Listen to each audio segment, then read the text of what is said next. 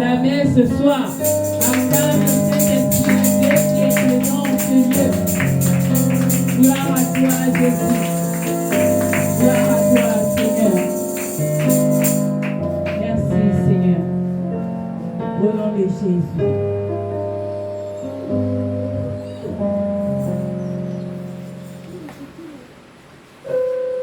Alléluia.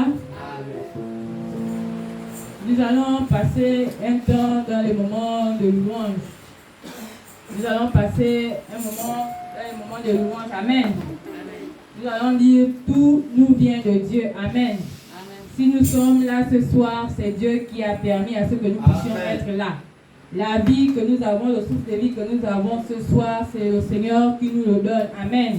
C'est pour ça nous voulons chanter ce cantique qui dit tout nous vient de toi. C'est un cantique que le pasteur nous avait appris à la grande église. La vie, elle me vient de toi. La vie, elle me vient de toi. Elle me vient de toi, toi le Créateur. La santé, elle me vient de toi. La santé, elle me vient de toi. Elle me vient de toi, toi le Créateur. La victoire, elle me vient de toi. La victoire, elle me vient de toi. Elle me vient de toi, toi le Créateur. La joie, elle me vient de toi. La joie, elle me vient de toi. Elle me vient de toi, toi le Créateur. La victoire, elle me vient de toi. La victoire, elle me vient de toi. Elle me vient de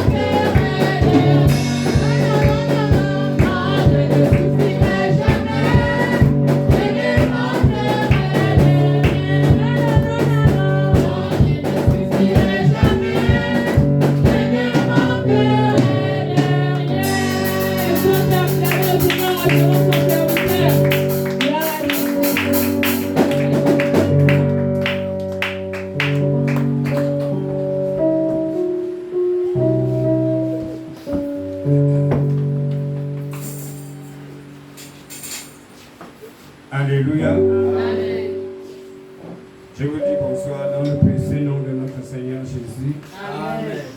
Ça va pour tout le monde. Gloire à Jésus. Je salue ma grande sœur au milieu de nous. La journée, ça a été à m'abrégé tout le monde. Alléluia. Les hommes, les serviteurs là-bas. Alléluia.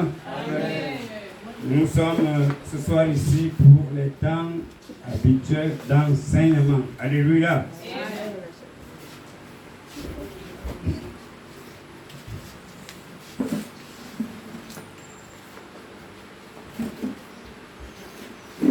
Pendant que nous sommes debout, nous voulons prendre nos Bibles.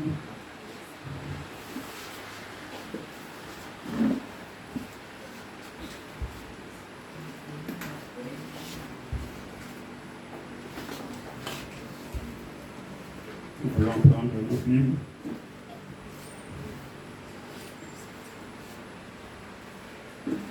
Dans le livre de Galates,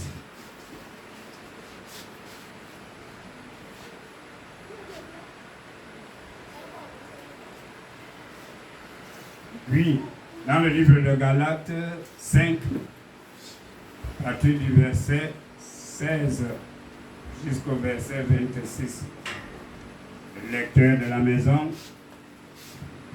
Nous lisons la parole de Dieu dans le livre de Galates, au chapitre 5, du verset 16 au verset 26. La Bible nous dit: Je dis donc, marchez selon l'esprit, et vous n'accomplirez pas les désirs de la chair. Car la chair a des désirs contraires à ceux de l'esprit, et l'esprit en a de contraires à ceux de la chair. Ils sont opposés entre eux, afin que vous ne fassiez point ce que vous voudriez. Si vous êtes conduits par l'esprit, vous n'êtes point sous la loi. Or, les œuvres de la chair sont manifestes. Ce sont l'impudicité, l'impureté, la dissolution, l'idolâtrie, la magie, l'inimitié, les querelles, les jalousies, les animosités, les disputes, les divisions, les sectes, l'envie, l'ivrognerie, les excès de table, les choses semblables. Je vous dis d'avance, comme je l'ai déjà dit, que ceux qui commettent de telles choses n'hériteront point le royaume de Dieu. Mais le fruit de l'esprit, c'est l'amour, la joie, la paix, la patience, la bonté, la bénignité, la fidélité, la douceur, la tempérance. La loi n'est pas contre ces choses. Ceux qui sont à Jésus-Christ ont crucifié la chair avec ses passions et ses désirs. Si nous vivons par l'esprit, marchons aussi selon l'esprit. Ne cherchons pas une vaine gloire en nous provoquant les uns les autres, en nous portant envie les uns aux autres. Amen. Amen. Gloire à Jésus. Asseyons-nous. Nous sommes dans les temps d'enseignement. Habituellement, tous les mercredis, nous sommes ici, le vendredi, pour entamer la semaine. Ce soir, nous avons un thème très important. Alléluia. Amen. Alors que nous sommes là et que le Saint-Esprit nous aide pour ouvrir notre entendement pour que nous saisissons ce qui a été dit déjà, ce que nous avons compris dans la lecture. Mais ici, nous voulons considérer ce soir les œuvres de la chair. Alléluia. Amen. Qui nous font la guerre au quotidien, même dans la maison du Seigneur où nous sommes déjà. Alléluia. Amen. La guerre est toujours là.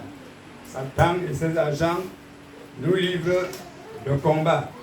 Et nous disons toujours ici que autant que nous sommes encore dans le combat, nous serons au repos lorsque le Seigneur viendra nous chercher. Alléluia. Amen. Et sachant avec assurance que le Seigneur lui-même, le Père Céleste lui-même, a fixé un jour où Satan et ses adeptes paieront le plus grand et le lourd tribut. Alléluia. Amen.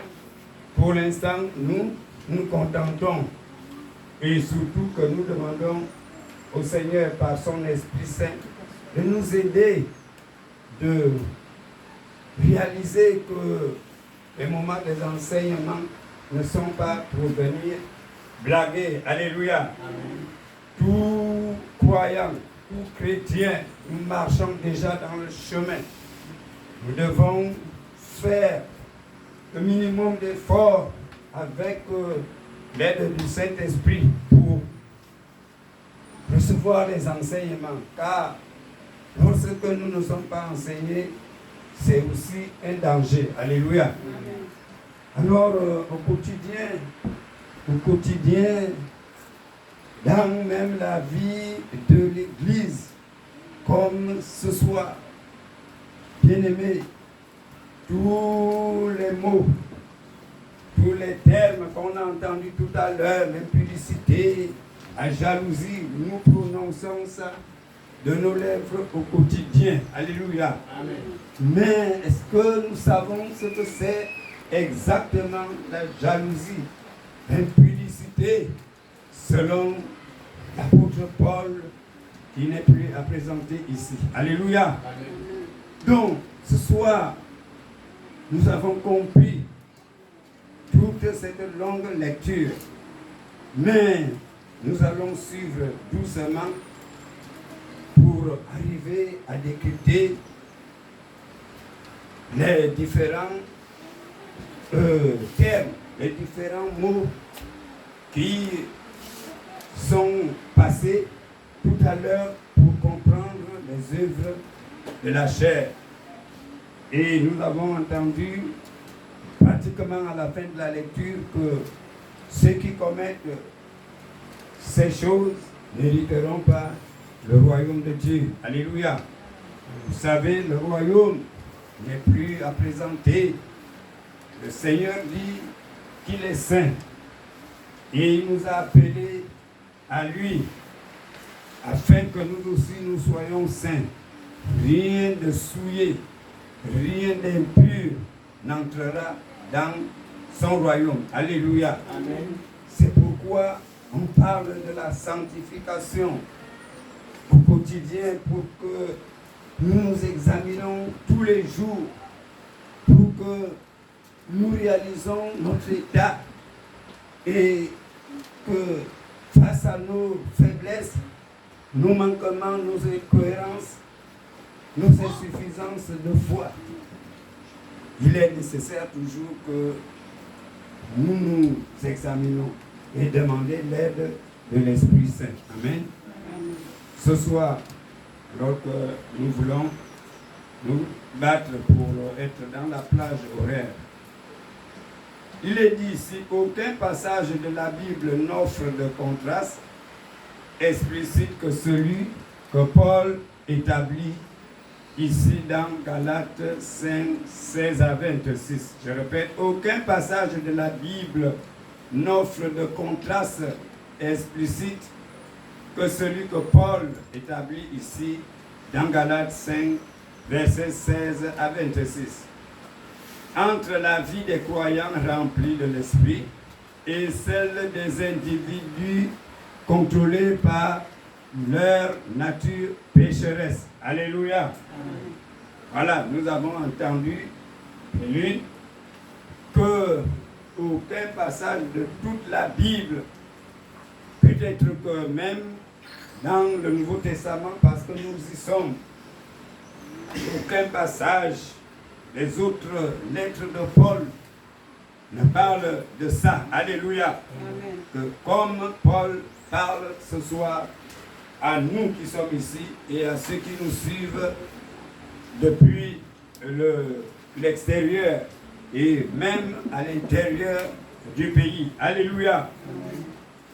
Alors, il dit que il y a ceux qui vivent par l'esprit et ceux qui vivent, les individus qui vivent contrôlés par leur nature pécheresse. Alléluia. Amen. Alors, nous continuons notre commentaire Mais Paul, l'apôtre Paul, après avoir examiné les différents modes de vie en général, insiste sur le fait que l'esprit et la chair sont ennemis l'un de l'autre. Alléluia. Amen. L'esprit et la chair sont ennemis l'un de l'autre. Et il nous dresse par conséquent la liste des œuvres de la chair et celle de l'esprit. Alléluia. Amen. Nous allons attaquer.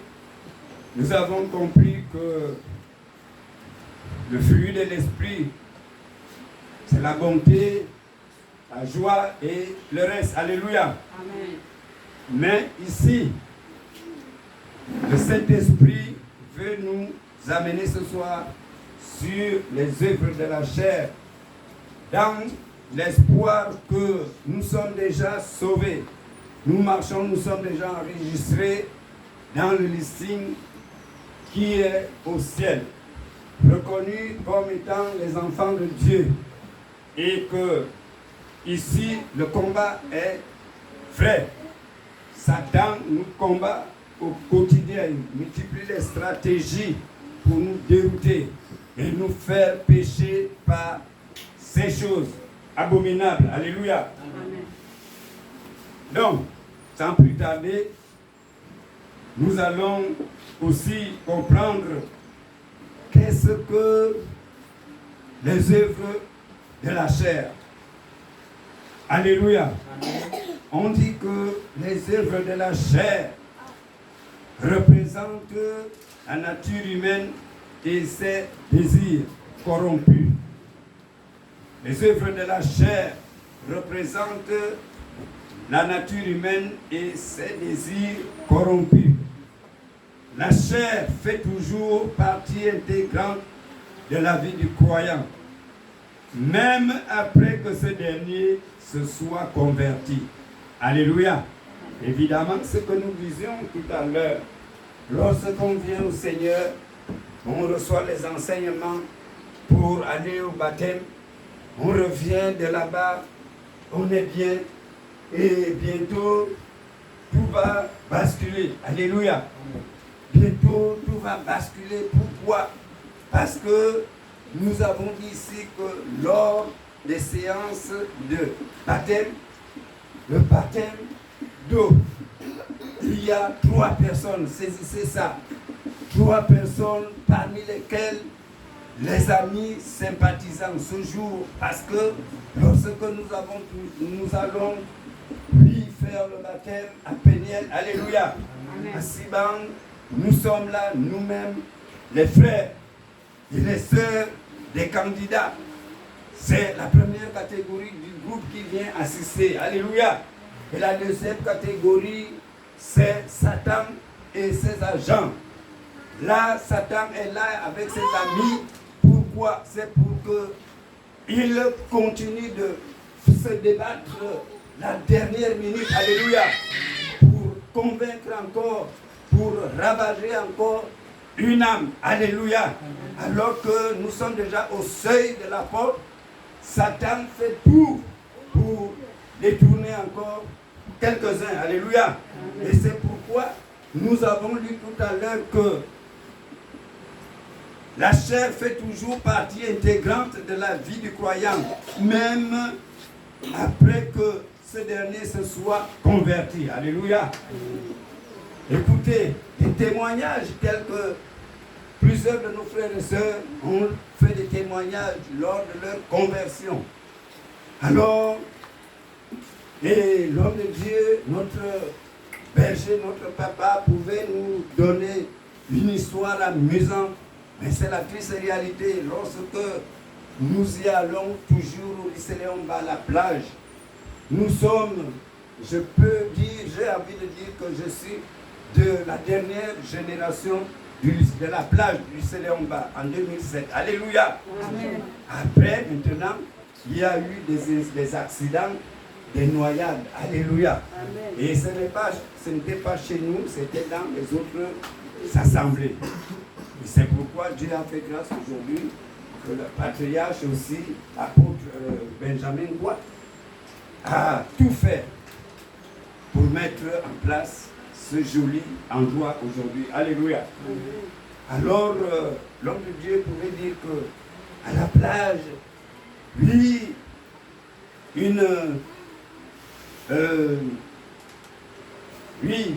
un homme, un frère qui était candidat, était déjà avec tout le groupe à la plage, pendant que l'homme de Dieu, les hommes de Dieu entourés de ses collaborateurs, animaient, chantaient, louaient le Seigneur. Alors, le jeune homme peut regarder à la route, voir les voitures passer et les badauds et les amis qui sont là pour voir la scène. Alors, il pouvait s'apercevoir que sa copine était là. Alléluia. Et sa copine faisait des grands gestes comme pour dire, ah chérie, tu pars maintenant et moi je fais comment là? Hein? Est-ce que tu ne peux pas abandonner ça? Et ça nous a tellement fait rire. C'est la triste réalité. C'est ce qui se passe. Alléluia. Donc, c'était juste une parenthèse qu'on ouvrait et qu'on referme maintenant. Il est dit ici que cependant, la chair devient son ennemi. L'ennemi de qui? Voilà. Son ennemi mortel. Donc nous devons comprendre ce soir que dans les œuvres de la chair, l'apôtre Paul a dit ce soir que nous devons marcher par l'esprit et non la chair. Et si nous habitions ou si nous continuons de le faire, alors nous devons savoir que devant nous, il y a un ennemi dangereux et mortel. Alléluia. Ça se trouve dans Romains 8, 6, 8, 13 et Galates 5, 17, 21.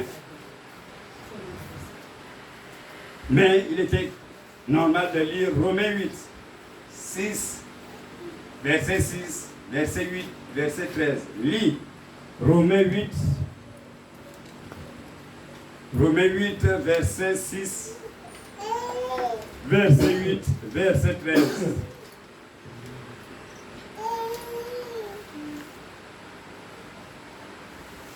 Romains 8, verset 6. Nous lisons la parole de Dieu dans le livre de Romains 8, verset 6. Et l'affection de la chair, c'est la mort, tandis que l'affection de l'esprit, c'est la vie et la paix. Verset 8. Or, ceux qui vivent selon la chair ne sauraient plaire à Dieu. Verset 13. Si vous vivez selon la chair, vous mourrez. Mais si par l'esprit vous faites mourir les actions du corps, vous vivrez. Amen. Amen.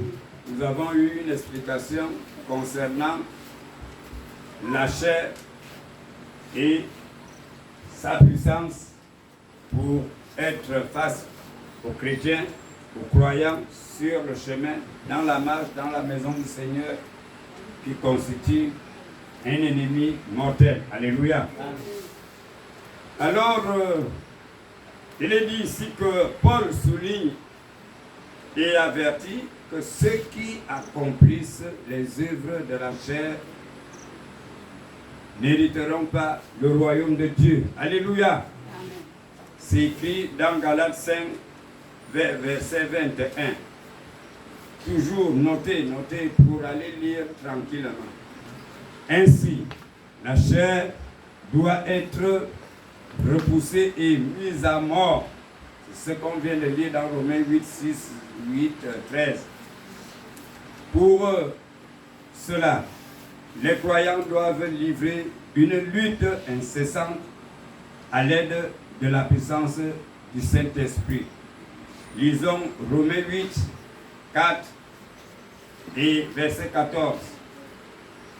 Romains 8, 4 et verset 14. Romains 8, 4, verset 14. 4. Et cela afin que la justice de la loi fût accomplie en nous, qui marchons non selon la chair, mais selon l'esprit. Verset 14. Car tous ceux qui sont conduits par l'Esprit de Dieu sont fils de Dieu. Amen. Amen. Alors, Voici, nous allons attaquer le premier élément des œuvres de la chair. Alléluia. Le Seigneur nous aide. On en traitera une bonne dizaine. Alléluia. Et nous surveillons l'heure également. Et je vais être rapide. Vous savez, on avait un prof du lycée technique qui, lorsqu'il venait dans le couloir et la véranda du lycée technique, l'actuel lycée d'État, alléluia, s'appelait Paul Kizumbi. Et quand il arrive là-bas, il commence à crier, il commence à lire. C'est le cours qui a commencé. Et si tu es distrait, non seulement il était vraiment dur, sévère. Et ça nous obligeait à expérimenter, à exercer sur la rapidité. Alléluia. Amen. Nous voulons traiter l'impudicité. Écrivez l'impudicité. Ce qui est couramment prononcé de nos bouches. L'impudicité en grec se lit pornéa. Alléluia. Amen. L'impudicité en grec pornéa, c'est-à-dire un comportement et les rapports sexuels immoraux. Ceci comprend le fait d'éprouver du plaisir et à regarder des images, des films ou des livres pornographiques. Écoutez bien, le chrétien que nous sommes ne doit plus être retrouvé. J'ai un fils dans ma maisonnée ici, je tais le nom par discrétion. Je l'ai à plusieurs fois interpellé sur les programmes non autorisés dans une famille chrétienne. Alléluia. Amen. Et je lui ai dit de faire des efforts dans ce sens. Et il faut suivre les programmes aujourd'hui que par la grâce de Dieu, des chaînes de télévision comme LTV et que sais-je encore, où nous avons des choses intéressantes à entendre. Alléluia. Amen. Alors nous disons, l'impudicité, c'est-à-dire un comportement et des rapports sexuels immoraux. Ceci comprend le fait d'éprouver du plaisir à regarder des images, des films ou des livres pornographiques. Lis Matthieu 5, 31, 32. L'autre s'attache à Matthieu 19, 9. Matthieu 5, 31 à 32. Matthieu 19, 9. Une deuxième personne. Matthieu 19, 9. Le lecteur de la maison, Matthieu 5, 35 et 31 à 32. Lis. Et l'autre se prépare. Matthieu 5. Matthieu 5, 31 à 32. Dans Matthieu chapitre 5, versets 31 à 32. Il a été dit que celui qui repudie sa femme lui donne une lettre de divorce. Mais moi, je vous dis que celui qui repudie sa femme, sauf pour cause d'infidélité, l'expose à devenir adultère, et que celui qui épouse une femme répudiée commet un adultère. Amen.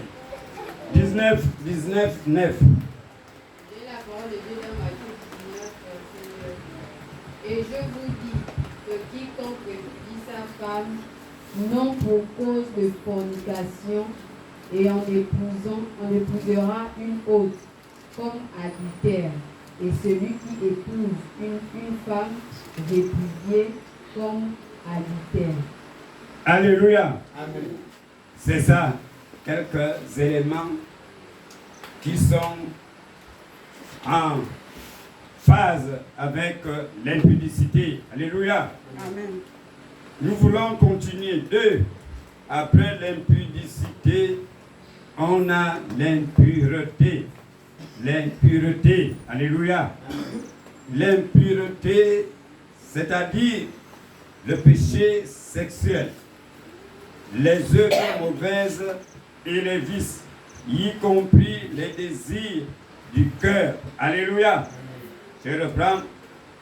L'impudicité, c'est-à-dire le péché sexuel, les mauvaises œuvres et les vices, y compris les désirs du cœur.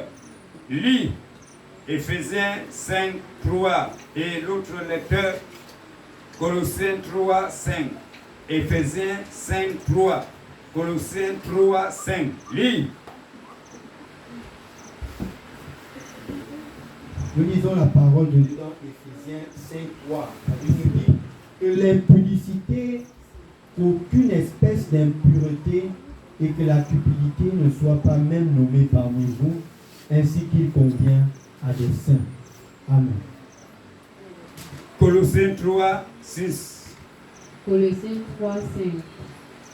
Mortifiez donc vos membres qui sont sur la terre, la fornication, l'impureté, les affections déréglées, la mauvaise convoitise et la cupidité qui est de l'idolâtrie.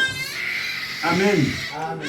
Paul nous entraîne dans des choses que nous semblons connaître, mais que nous considérons toujours comme avec un ton allègre, alléluia, ou un sentiment erroné.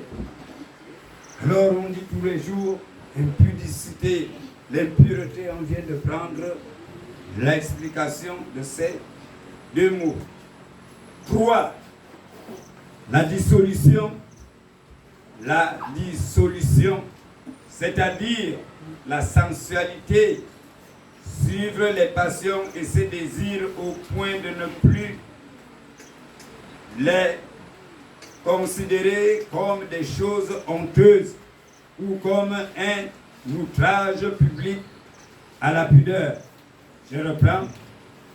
La dissolution, c'est-à-dire la sensualité, suivre ses passions et ses désirs au point de ne plus les considérer comme des choses honteuses ou comme un outrage public à la pudeur. Lis 2 Corinthiens 12, 21. 2 Corinthiens 12, 21. On a une seule lecture au numéro 3, c'est-à-dire la dissolution. 2 Corinthiens 12, 21. Lis. Nous lisons la parole de Dieu dans 2 Corinthiens 12, 21. La Bible nous dit, 2 Corinthiens 12, 21, « Je crains qu'à mon arrivée, mon Dieu ne m'humilie de nouveau à votre sujet, et que je n'ai à pleurer sur plusieurs de ceux qui ont péché précédemment et qui ne se sont pas repentis de l'impureté, de l'impudicité et des dissolutions auxquelles ils se sont livrés. » Amen. Reprendre avec énergie et que le peuple saisisse. 2 Corinthiens 12, verset 21. « Je crains qu'à mon arrivée, mon Dieu ne m'humilie de nouveau à votre sujet et que je n'ai à pleurer sur plusieurs de ceux qui ont péché précédemment et qui ne se sont pas repentis de l'impureté, de l'impudicité et des dissolutions auxquelles ils se sont livrés. » Alléluia. Nous voyons que nous venons de traiter l'impureté. Alléluia. Nous venons de traiter la dissolution. Et tout au départ, on a parlé de quoi? Au départ, L'impudicité. oui, l'impureté et la dissolution. Alléluia. Amen. Et c'est de ça que Paul a rappelé ou averti aux Corinthiens. Alléluia. Mais vous vous souvenez que j'ai fait de gros efforts. Je vous ai enseigné sur ces choses-là. J'ai peur que moi-même je sois encore, repris par le Seigneur parce que je ne vous ai pas parlé de ces choses. Alléluia. Amen. Alors que je vous ai parlé de ces choses. Et je n'aurai plus à pleurer à votre place. Alléluia. À moins que vous vous repentiez. Alléluia. Nous continuons au numéro 4. L'idolâtrie. L'idolâtrie, c'est-à-dire adorer des esprits ou des individus ou des images taillées. C'est se confier à n'importe qui et à n'importe quoi. Et considérer ces choses ou ces personnes comme ayant une autorité égale ou supérieure à Dieu et à sa parole. Alléluia. Amen. Je reprends. L'idolâtrie, c'est-à-dire adorer des esprits, des individus ou des images taillées. C'est se confier à n'importe qui et à n'importe quoi et considérer ces choses ou ces personnes comme ayant une autorité égale ou supérieure à Dieu et à sa parole. Lis Colossiens 3, 5. Colossiens 3, 5. Je reprends la lecture avant d'écouter Colossiens. L'idolâtrie, c'est-à-dire adorer des esprits, des individus ou des images taillées. C'est se confier à n'importe qui et à n'importe quoi et considérer ces choses ou ces personnes comme ayant une autorité égale ou supérieure à Dieu et à sa parole. Colossiens 3, 5. Colossiens 3, 5, la parole de Dieu nous dit: faites donc mourir les membres qui sont sur la terre, l'impudicité, l'impureté, les passions, les mauvais désirs et la cupidité qui est une idolâtrie. Amen. Amen. La cupidité qui est une idolâtrie. Alléluia. Nous avançons 5. La magie noire. La magie, autant pour moi. La magie, c'est quoi? La magie, c'est-à-dire la sorcellerie, le spiritisme, la magie noire, l'adoration des démons, l'utilisation de drogues hallucinatoires censées produire des expériences spirituelles. Alléluia. Nos jeunes sont aujourd'hui en train de prendre le tombeau et tout ce que nous voyons. Alléluia. Ils sont en danger de mort. En danger de mort. Ici, on interpelle le peuple de Dieu de ne pas se retrouver, bien entendu, et tout en considérant que le combat est là. Alléluia. Le combat est là. Satan fait tout pour nous séduire, pour nous tromper, pour nous amener vers les voies qui ne sont pas autorisées et qui n'ont plus notre partage. Alléluia. Amen. La magie, c'est-à-dire la sorcellerie, le spiritisme, la magie noire, l'adoration des démons, l'utilisation des drogues hallucinatoires, censées de produire des expériences spirituelles. Lis Exode 7, 11 à 12. Exode 7, je vous disais au départ que Exode, que nous aurons beaucoup de lectures. Nous aurons vraiment beaucoup de lectures. Alléluia. Amen. Parce qu'il faut effectivement que chaque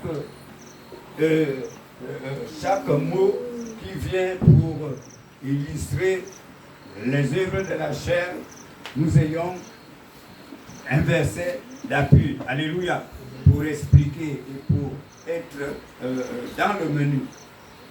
Donc, Colossiens, Exode 7, 11 à 12. Lis.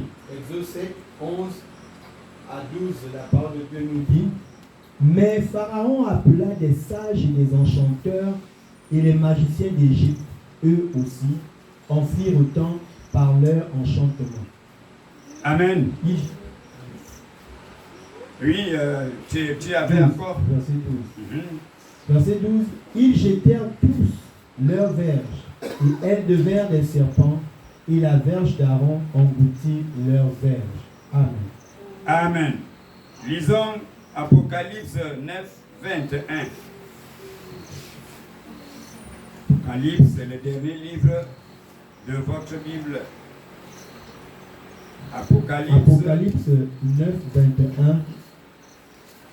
Et ils ne se repentirent pas de leur meurtre, ni de leur enchantement, ni de leur impudicité, ni de leur vol. Amen. Apocalypse 18, 23. Apocalypse 18, 23, la Bible nous dit: la lumière de la lampe ne brillera plus chez toi, et la voix de l'époux et de l'épouse ne sera plus entendue chez toi, parce que tes marchands étaient les grands de la terre, parce que toutes les nations ont été séduites par tes enchantements. Amen. Amen. Tout ce que nous entendons là nous renvoie effectivement à la magie. Alléluia. On dit que les rois mages et tous ces personnages autrefois pratiquaient la magie noire. C'est l'enchantement, les voyants. Alléluia. Amen. Et ce soir, nous descendons, nous sommes dans les œuvres de la chair.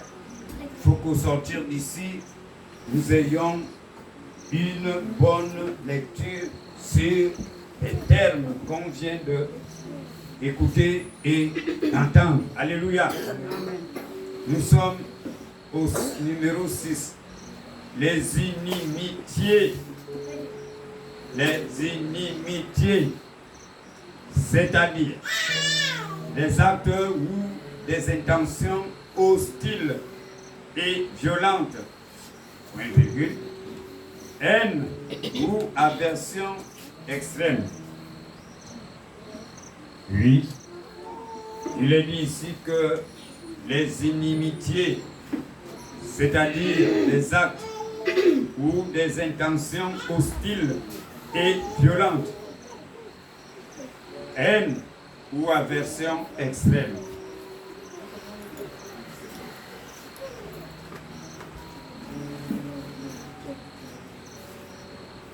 Alléluia. Amen. Nous descendons au numéro 7.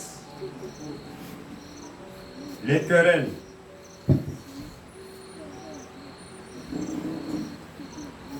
Les querelles.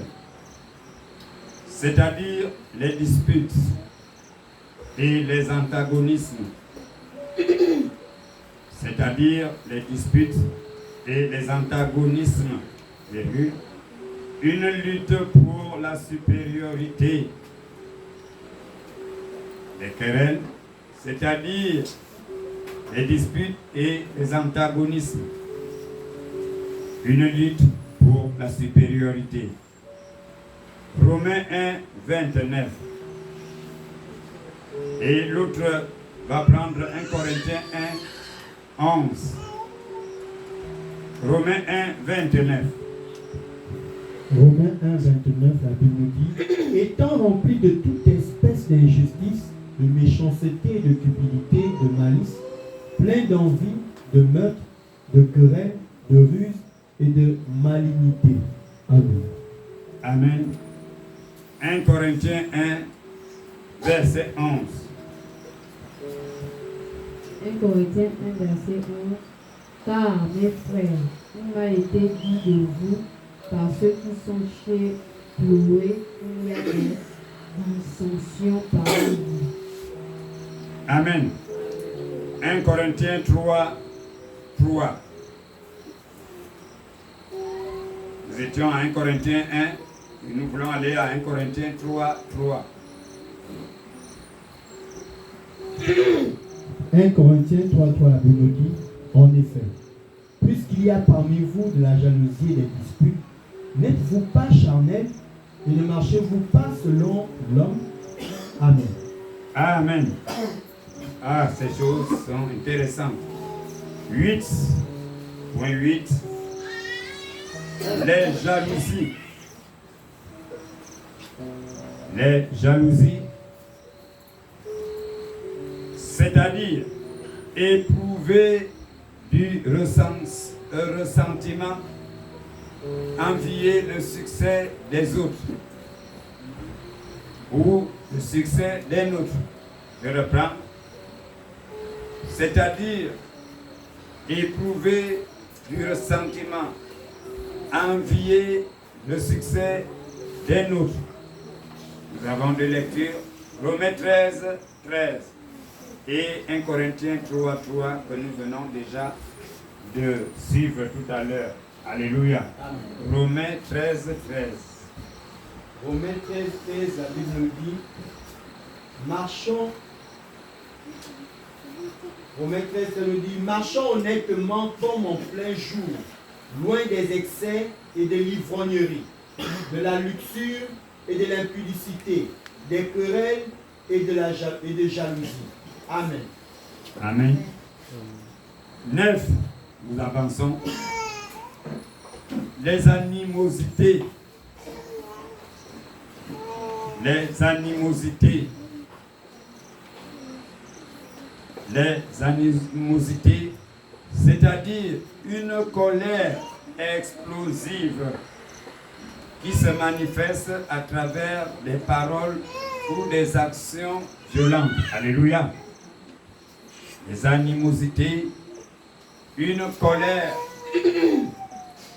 explosive qui se manifeste à travers des paroles ou des actions violentes. Cette fois-ci, 1 Corinthiens 3, 8. 1 Corinthiens 3, 8. 1 Corinthiens 3, 8, la parole de Dieu nous dit, celui qui plante et celui qui arrose sont égaux, et chacun recevra sa propre récompense selon son propre travail. Amen. Amen, amen. Amen. Vive et gloire à Dieu. Nous sommes au numéro 10. Les disputes. Les disputes.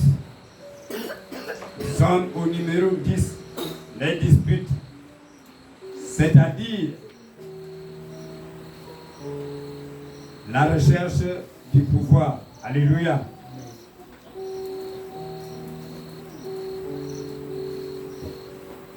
Les disputes, c'est-à-dire la recherche du pouvoir. 2 Corinthiens 12, 20. Lis 2 Corinthiens 12, 20. La recherche du pouvoir. Ce qu'on déduit par les disputes. 2 Corinthiens 12, 20.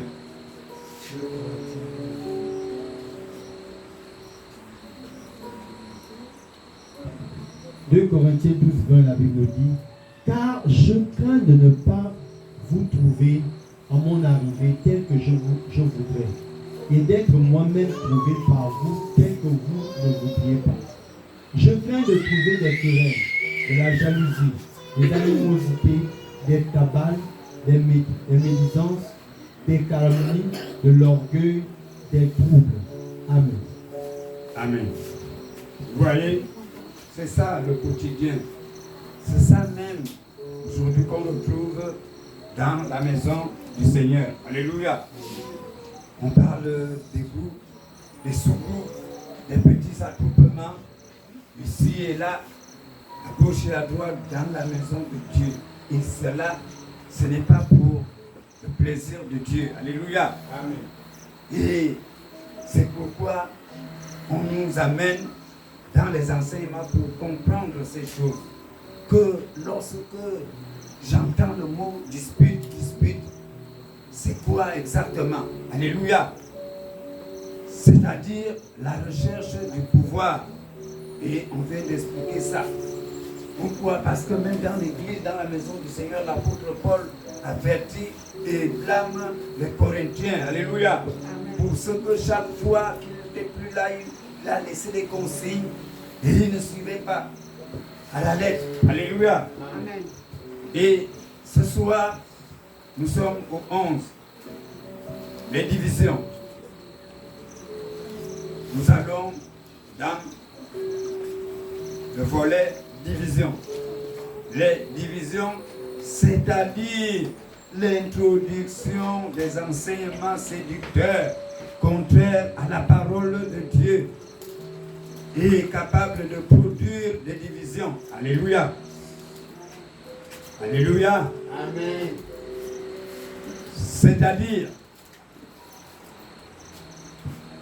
division d'une assemblée, autant pour moi, j'étais déjà au numéro 12, c'est-à-dire l'introduction d'enseignements séducteurs contraires à la parole de Dieu. Alléluia. Amen.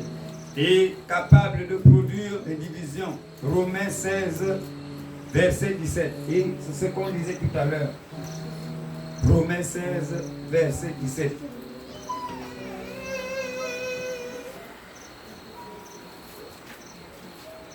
Bien-aimé, ça demande la pratique maintenant de ceux qui ont l'habitude de méditer, lire tous les jours. Alléluia. Amen. Romains 16, Fouillez 17. la Bible. Romains 16, 17. Je vous exhorte, frères, à prendre garde à ceux qui causent des divisions et des scandales ou au préjudice de l'enseignement que vous avez reçu. Éloignez-vous d'eux. Amen. Alléluia. Vous voyez toujours Paul, toujours face, parce que l'Esprit de Dieu l'avait saisi et montré toutes ces choses-là. Alléluia. Nous sommes dans le numéro 12. Il nous restera 3 parce qu'on termine à 15. Les sectes. Nous terminons à quelle heure? 30. Nous sommes encore dans la plage. Merci. Les sectes, c'est-à-dire division d'une assemblée en de groupes ou de bandes qui détruisent l'unité de l'Église. Alléluia. Ça, au quotidien, comme nous disons tout à l'heure, c'est le constat aussi fait dans la maison du Seigneur. Alléluia. Parce que le révérend, notre papa, Faustin, a voyagé. Alors ce dimanche, je ne serai pas au culte. Alléluia. Et toi, en prenant ta décision, tu entraînes un nombre. Alléluia. Et ce nombre-là, lui aussi, il grandit et ça forme un problème. Et doucement et bientôt, on s'apercevra qu'on a des petits groupes, des sous-groupes dans la maison de Dieu. Alléluia. Alors que nous devons considérer que chaque fois que nous y allons, nous n'allons pas, parce que nous faisons souvent cette prière avec une instance, que Seigneur, aide-moi de parler de ta part et non de moi. Alléluia. Amen. C'est un premier aspect. Deuxième aspect est que quand je vais écouter le message, il ne s'agit pas d'un homme, il s'agit de toi, Jésus-Christ, par tes apôtres également. Alléluia. Nous avons traité les sectes et nous avons dit de lire 1 Corinthiens 11, 19. Lis 1 Corinthiens 11, 19. Il nous reste 3. 1 Corinthiens 11, 19, la parole de Dieu nous dit: car il faut qu'il y ait aussi des sectes parmi vous, afin que ceux qui sont approuvés soient reconnus comme tels au milieu de vous. Amen. Amen. Nous reprenons cette affaire de secte, c'est-à-dire division d'une assemblée en deux groupes. Alléluia. Ou de bandes qui détruisent l'unité de l'Église. C'est ce qui fait que lorsque l'ordre est donné, ou bien oui, l'ordre est donné de faire quelque chose dans l'Église, alors par exemple, certains moments, l'homme de Dieu veut dire, ce samedi, j'ai besoin de faire retroussons les manches. Alléluia. Et pendant le culte ou le message, il donne cette information, cette annonce que le samedi là, je dois voir la grande majorité des hommes. Alléluia. Malheureusement, autant de dizaines de milliers, de centaines d'hommes à l'église, on en comptera tout simplement.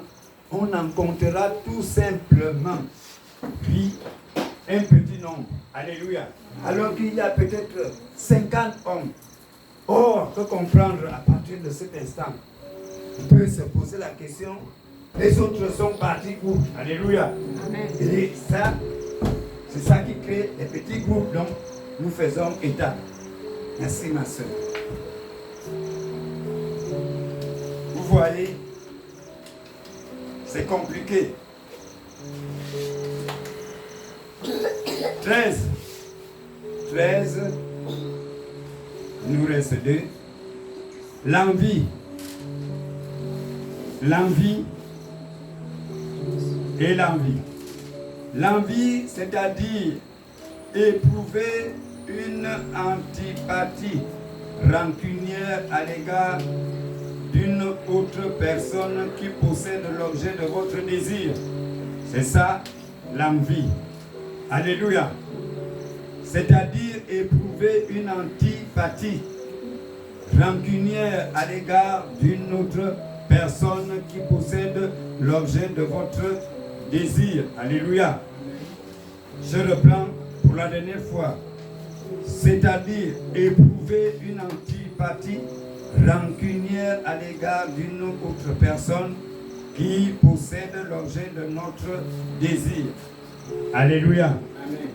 Et le numéro 13 ici, comme le numéro 14 tout à l'heure, ne nous donne pas des versets bibliques d'appui pour illustrer cela, ou pour bien confirmer ce pourquoi on parle de l'envie. Alléluia.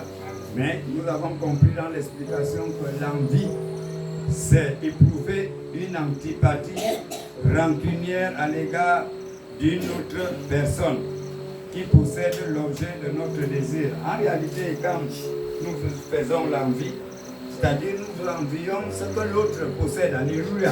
En des termes simples. Ah, mon frère, ou ma soeur, ah, hier je venais de voir ma soeur là, on était tous là à pied, la voilà qui passe avec une voiture. Alléluia. Tu as envie de posséder ce qu'elle a. Alléluia. Et ça te donne un sentiment. Ici, il est parlé d'une antipathie, c'est-à-dire un sentiment qui t'amène à la rancune. Alléluia. Amen. Tu gardes maintenant rancune à ton frère, rancune à ta soeur, à cause de ce qu'elle a été bénie et que toi, tu n'as pas été béni. Alors que le Seigneur rappelle ici que nous ne devons pas envier. Alléluia. Amen. Béni soit le nom de notre Seigneur. Amen. Alors, 14, l'avant-dernier, l'ivrognerie. L'ivrognerie, et on parle de l'ivrognerie, c'est-à-dire l'affaiblissement du cerveau. Vous qui nous suivez en ligne, bien-aimés, chers frères, chères sœurs, vous qui nous suivez, l'ivrognerie, c'est-à-dire l'affaiblissement du cerveau et l'asservissement du contrôle physique par l'usage abusif d'alcool. Alléluia. Nous reprenons. L'ivrognerie, c'est-à-dire l'affaiblissement du cerveau et l'asservissement du contrôle physique par l'usage abusif de l'alcool.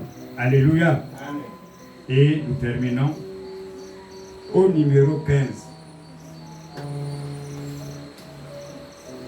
Numéro 15.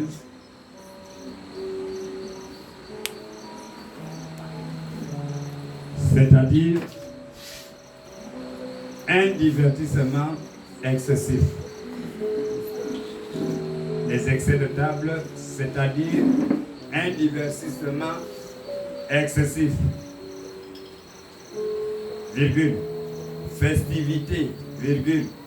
Une fête axée sur l'alcool, la drogue, le sexe et autre chose du même genre. Alléluia. Nous reprenons. Les excès de table, c'est-à-dire un divertissement excessif, festivité, une fête axée sur l'alcool, la drogue, le sexe et autre chose de même genre. Alléluia. Les excès de table, autrefois, nous pouvons interpréter autrement. On parle de la table. Alléluia. Je parle de la table, les excès de table. Ça pouvait renvoyer dans un sens erroné à des excès de table. Ça veut dire que s'il y a la nourriture à la table, il ne faut pas trop manger. Le Seigneur, par ses apôtres, alléluia, disent qu'il y a un problème avec les excès de table. Or, dans le sens où c'est utilisé ici ou employé, nous voulons comprendre que le Seigneur nous parle des excès de table, c'est-à-dire un divertissement excessif, festivité, une fête axée sur l'alcool, la drogue, le sexe et d'autres choses du même genre. Oui, c'est toujours dans le quotidien, mais ce qui se passe dehors là-bas, alléluia, nous sommes là ce soir par la grâce de Dieu dans sa maison et dans sa présence. Il nous enseigne, il nous fait comprendre des choses que nous, de fois, nous n'avons jamais entendues. Des mots ou des noms que nous n'avons jamais entendus. Alléluia. Amen. Alors que tu as cet avantage ce soir de savoir, par exemple, on parlait de l'envie tout à l'heure. On est dans le volet ivrognerie. Oh, chers parents, chers frères, dans les quartiers populaires de ce grand Libreville et ses environs, il n'est plus question, il n'est plus un secret de voir à cette heure-ci des rassemblements, des grands bars, alléluia.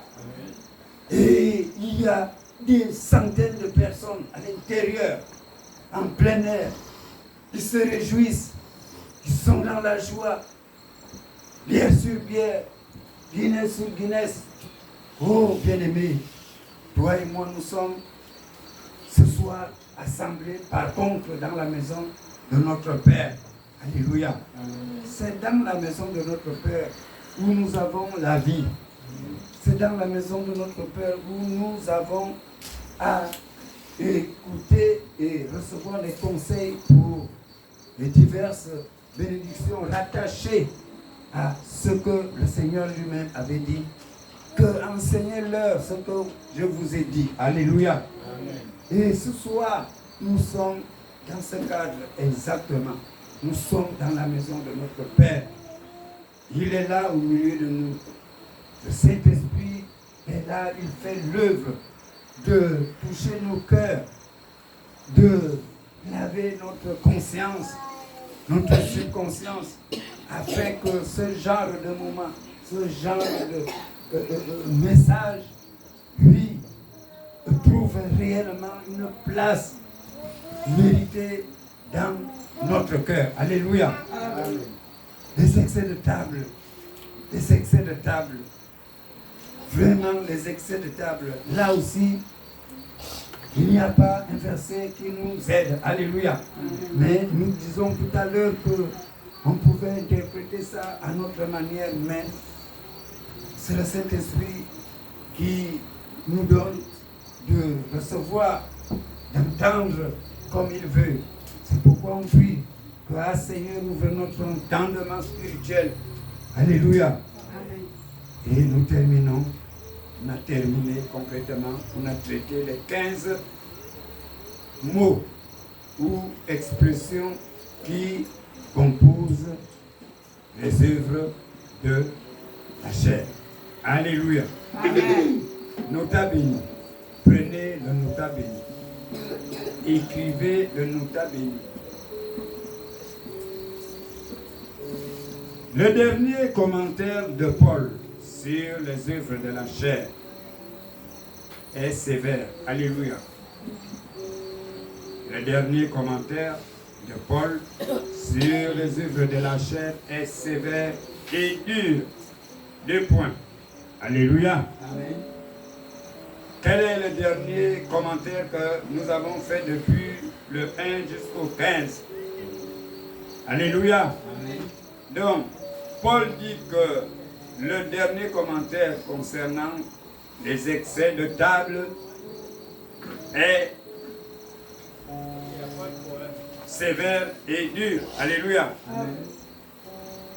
Alors, il est dit, tout pseudo-chrétien qui se livre à de telles activités s'exclut lui-même du royaume de Dieu. C'est-à-dire qu'il ne possède pas le salut éternel. Alléluia. Nous reprenons.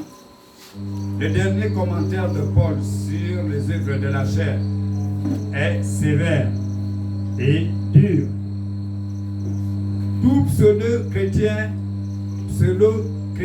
qui se livre à de telles activités s'exclut lui-même du royaume de Dieu, c'est-à-dire qu'il ne possède pas la vie éternelle, il ne possède pas le salut éternel. Alléluia. Amen. Ici, dans cet avertissement, dans cette interpellation, notre lecteur va nous amener dans Galates 5, 21. Un autre dans 1 Corinthiens 6, 9.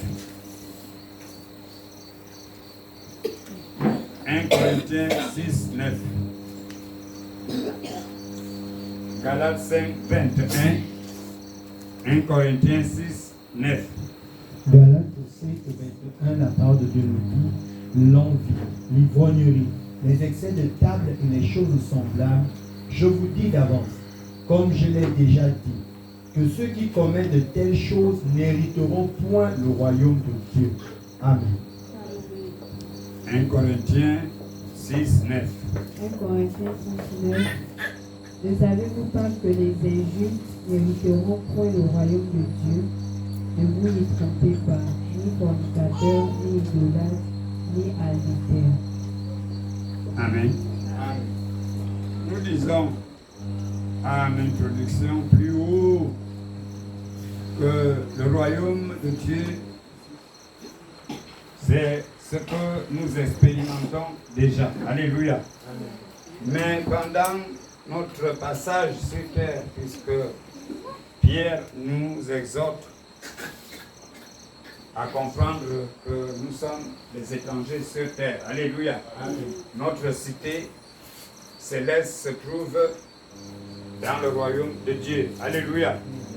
Et que on disait que Dieu est saint. Dans plusieurs enseignements et messages, Dieu est saint. Et lorsqu'il nous a fait grâce, c'est lui qui nous a choisis. Et le processus a voulu que nous soyons appelés aujourd'hui enfants de Dieu. Alléluia. Amen. Nous disons et nous savons pertinemment et essentiellement qu'on ne naît pas enfant de Dieu. On le devient par un processus. Alléluia. Amen. À partir de cet instant, nous marchons, nous trébuchons, nous tombons à gauche, à droite. Alors, il faut se relever pour continuer la marche. Le Seigneur rappelle dans les évangiles que celui qui persévérera et qui va persévérer, alléluia, celui-là aura à rentrer dans le salut éternel. Alléluia. Amen. Alors, le royaume, tel qu'il se présente dans plusieurs aspects, dans plusieurs enseignements, dans plusieurs illustrations.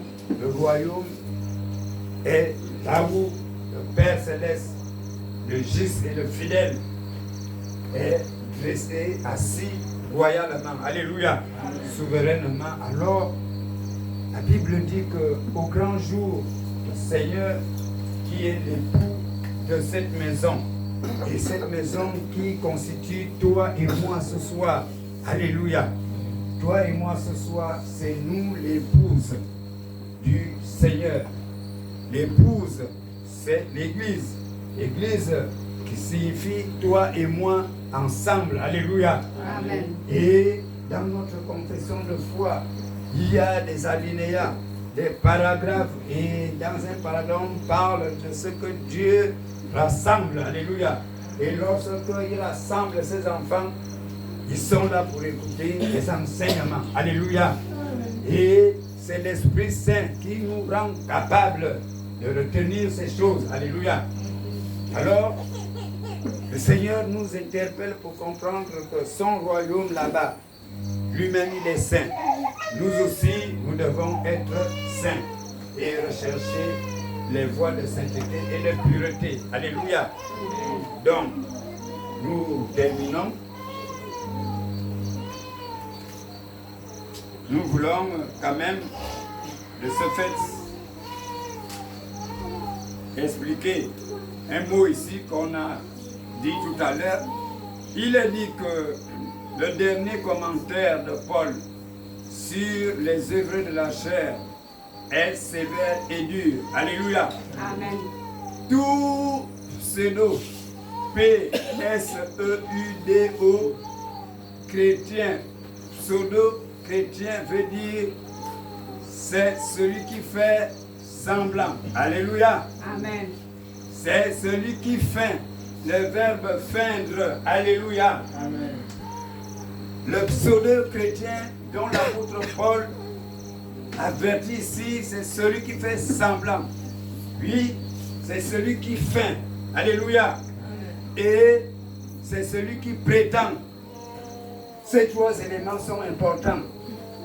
Famille, bien-aimés, les pseudo-chrétiens, il y en a. Alléluia. Amen. Rien n'est mentionné dans sa parole qui est une parole vivante. Alléluia. Amen. Rien n'est mentionné là-dedans dans la Bible qui ne soit puissant, qui ne soit fort, qui ne soit convaincant. Alléluia. Amen. Pseudo-chrétien, c'est celui qui fait semblant. Et évidemment, nous en avons dans la maison. Alléluia.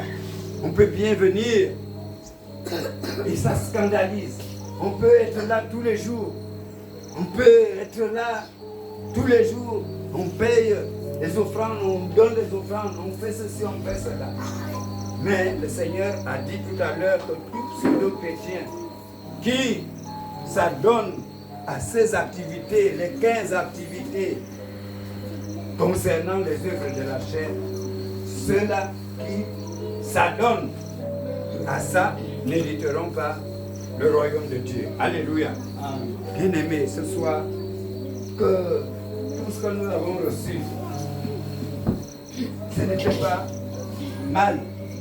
Ce n'était pas que c'est par rapport à ça que nous avons déjà le salut éternel. Mais c'était important que nous soyons informés de toutes ces choses que nous prononçons tous les jours au quotidien.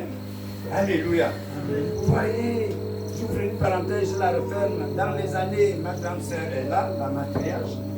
Vous n'étiez pas encore nés. Alléluia. Alors, nous avons, il est encore en vie.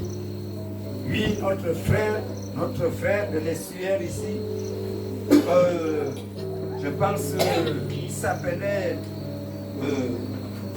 Undome Balé, il est de Donguila. Ma soeur reconnaît ça. Undome Balé, alors il a composé dans les années 80. 81, l'ANTG, la radio, avait ouvert un concours qui sera la révélation de l'année 1980. Alléluia. ils étaient nombreux. André Pépézé, il y a d'autres qui sont décédés aujourd'hui. Il y avait Dingo, il y avait le jeune Evum Jean-Louis qui avait composé à Calais. Alléluia. Et ici, Domé Badé avait composé donc il a. Alléluia. Comprenez bien. Est-ce que vous saisissez? Amen. Vous voyez ce que je disais au départ? L'ennemi est là. Il veut vous boucher les oreilles. Alléluia. Amen. Suivez. Même lorsqu'il y a des témoignages, c'est même là que c'est plus édifiant. Alléluia. Amen. Lui, il a chanté, donc il a. Et il pouvait dire, les Blancs qui sont venus, ils ont trouvé les notables au village. Ils ont posé la question à la chefferie, aux nègres qui étaient là. Et ils ont dit, ici, ça s'appelle Edonla. Edonla. Et les Blancs, les missionnaires catholiques, ils sont venus à l'époque. Allez, ils ont écrit, donc il a. Alléluia. Amen. Alors, si vous aussi, la nouvelle génération, comme le Seigneur avait parlé à José, que tout ce que vous avez fait là, il faut que les générations arrivent, vous leur montrerez ça. Alléluia. Amen. Pour qu'ils se souviennent, ils aient une idée de tout ce que vous avez vécu depuis le pèlerinage dans le désert, depuis la maison de Pharaon en Égypte jusqu'à Canaan. Alléluia. Amen. Et c'est ça qu'on appelle faire semblant, qui feint, qui prétend. Donc, le Seigneur, l'apôtre Paul dit ici, ceux qui prétendent être chrétiens et qui sont encore retrouvés dans les 15 mots qu'on nous a dit, peuvent être sûrs qu'ils s'éloignent eux-mêmes du salut éternel. Alléluia. Il est dit que nous sommes déjà sauvés par la grâce. Mais l'apôtre Pierre nous dit, travaillons à notre salut maintenant. On est sauvés. Il faut travailler pour que notre nom qui est déjà inscrit ne soit plus effacé. Alléluia. Amen. Notre nom qui est déjà inscrit ne soit plus effacé.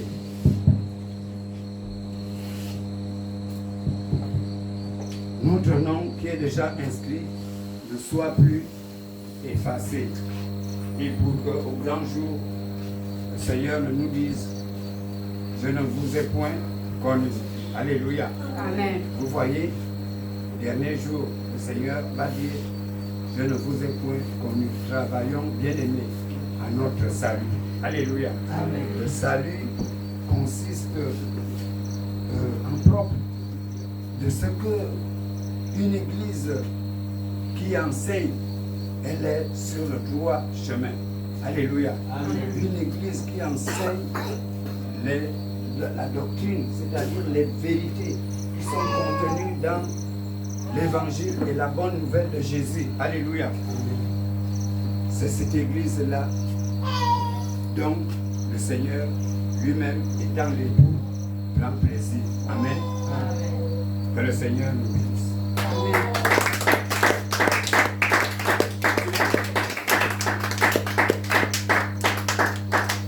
Amen. Amen. Amen. Je vais appeler le lecteur, mon fils, celui qui a la lourde charge de prier ce soir. Le responsable adjoint n'étant pas ici, je fais toujours de mon mieux de leur dire de se préparer toujours pendant que le message passe. Alléluia. Amen. Nous voulons l'apprécier en acclamant fort le Seigneur. Acclamons le Seigneur, accompagnons le patriarche. Amen, amen. Nous voulons prier, on va avoir un seul sujet de prière. Comme l'on va écouter ce soir, il y a deux entités qui dirigent la vie de l'homme. Une qui nous aide à glorifier le Seigneur, à marcher dans la gloire du Seigneur, à marcher pour la gloire du Seigneur, et une qui nous amène à marcher contre la volonté de Dieu, dans la chair et l'esprit. Amen. Alors nous voulons prier. Le Seigneur nous a fait don, selon Ephésiens 1:13, du Saint-Esprit. Mais comme le Saint-Esprit n'est pas un dictateur, nous voulons prier, Seigneur, donne-nous la capacité de nous laisser diriger par l'Esprit. Donne-nous la capacité vraiment d'obéir à l'Esprit. Donne-nous la capacité de nous laisser vraiment, lui, immerger par l'Esprit. Est-ce que nous pouvons élever les voix ce soir et prier au nom de Jésus? Notre Père, notre Dieu, nous te louons, nous te bénissons pour la grâce que tu nous as faite lors de notre conversion, Seigneur Dieu, en nous faisant don du Saint-Esprit. Ô Père éternel, nous prions ce soir, Papa, que tu nous donnes la capacité de nous abandonner totalement au Saint-Esprit. Tu as dit, afin que nous ne puissions pas marcher selon la chair, nous devons marcher par l'Esprit. Seigneur, je t'en supplie. Nous avons la volonté, le désir vraiment de marcher, Père éternel, selon l'Esprit. Mais parfois, Seigneur Dieu, nous avons l'incapacité, Père, d'obéir à l'Esprit, de nous laisser, Seigneur Dieu, diriger, d'abandonner toutes choses au merveilleux Saint-Esprit. Je t'en supplie, Papa. Je t'en supplie, Papa. Aide ton peuple, aide tes enfants que nous sommes. Toi, Père, qui mets en chacun de nous le vouloir et le faire. Nous voulons, oui, Père éternel, marcher par l'Esprit et non par la chair. Je t'en supplie, Papa. Je t'en supplie, Seigneur. Fais grâce, Seigneur Dieu. Donne-nous cette capacité. Donne-nous la capacité de saisir, Seigneur Dieu, les orientations de l'Esprit et nous abandonner, Père éternel, selon ces dernières, au nom de Jésus. Seigneur, je t'en supplie. Que tu nous as parlé ce soir, c'est parce que, oui, Père éternel, ton désir est que nous soyons comme toi. Je t'en supplie, Papa. Aide-nous. Aide-nous, Seigneur. Au nom puissant de Jésus. Au nom de Jésus. Au nom de Jésus. Amen. Alors, sous la supervision ou l'autorisation de notre Père le Patriarche, permettez-moi de prier pour nous maintenant. Seigneur, je te loue, je te bénis. Merci pour la vie de chacun. Seigneur, ici présents sont tes enfants. Ceux-là que tu as rachetés à un grand prix pour que nous puissions vivre, Seigneur Dieu, la vie du royaume. Jésus pouvait intercéder en notre faveur en ces derniers jours sur cette terre en te disant, Père, ils ne sont pas du monde. Oui, Papa, ils ne sont pas du monde. Nous ne voulons pas vivre comme les gens du monde. Aide-nous, Seigneur. Je prie, Père éternel, que tu puisses enlever, ôter en chacun de nous, Seigneur Dieu, toutes choses qui luttent, qui nous empêchent, Père, d'écouter le Saint-Esprit. Toutes choses qui pourraient nous rendre insensibles au Saint-Esprit. Au nom de Jésus. Seigneur, merci pour ce merveilleux Saint-Esprit que tu nous as donné. Merci parce que, oui, Père éternel, aujourd'hui encore, tu donnes la capacité de marcher selon l'Esprit pour la gloire de ton nom et pour le salut de chacun de nous. Nous te rendons grâce, nous te bénissons, Père, au nom de Jésus. Amen. Amen, amen. Il est vivant. Il est ressuscité. C'est qui?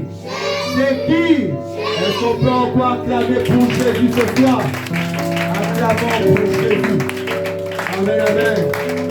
Alors nous courons pas à pas vers la fin de ce culte. Nous voulons maintenant passer à une autre